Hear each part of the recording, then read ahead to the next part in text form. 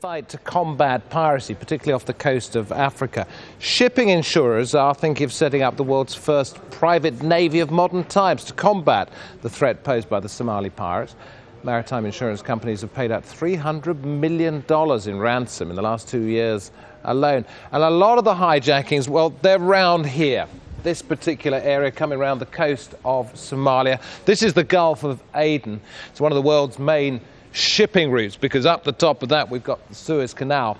In 2010 there have been already 123 attacks, 33 seizures, and the pirates in many cases demand multi-million-dollar ransoms. What does the prospect of the private sector intervening really mean? Let's talk to Graeme Gibbon Brooks, Managing Director of Dryad Maritime Intelligence Service, a private security company, joins me via broadband from Hastings in England. Apology if it's Dryad rather than Dryad, Graeme, but tell us a little bit about how this might work. This isn't entirely unusual. There are many private contractors at the moment who are offering both armed and unarmed security. There are contractors who are providing escort vessels.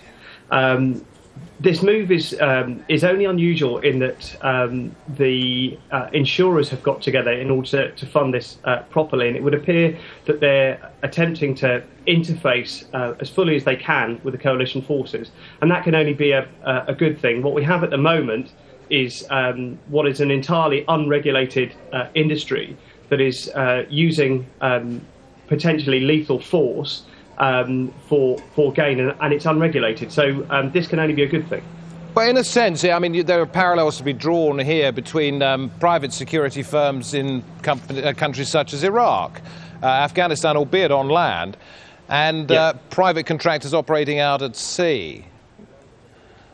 Yeah, no, it's exactly the same situation, albeit in a different environment, with the same requirements to regulate. There are still innocent people who potentially could be placed at risk, and so if we look at a vessel with armed private security contractors on board, going through the Bab el-Mandeb, for instance, the normal pattern of life. We're an intelligence company, so this is what we're informing our clients of. The normal pattern of life is that there are fishing vessels in the area. Fishermen look exactly like pirates. You can only tell the difference in their behaviour, and so the potential for innocent fishermen to be engaged instead of pirates is absolutely huge. And any interface and any interaction with the coalition and any regulation can only be a good thing. Who's going to be part of the crew, do you think, of this? Would it be mercenaries? Yeah, a mercenary technically is someone that fights for a government, so they're not mercenaries. And equally a navy is part of a country's military presence at sea. But I mean, we're being a little bit semantic here. I mean, are they going to be ex-soldiers, ex-special forces people, ex-boat captains who have a speciality in fighting at sea? Sure. I mean, I don't think it is semantic, and the important point here is that we've got a slightly journalistic name of a private navy. Actually, this is exactly the same situation as we've got with private contractors with their own escort vessels. So it isn't a navy per se. It's not governed by a state. They have no legal powers for constabulary operations. What they're talking about is protection of individual vessels. It is likely, of course, that if you're going to have we saw suggestions that there would be 20 of these vessels.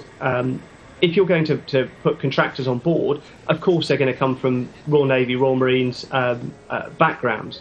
That is a good thing because those people are exceptionally well trained. What is missing in the industry at the moment is regulation and an interface with the coalition.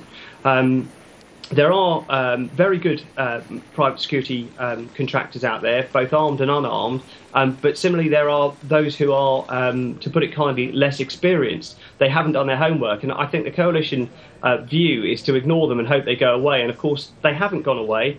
And all the time they are unregulated, then there is potential for innocent fishermen to be mistaken for pirates.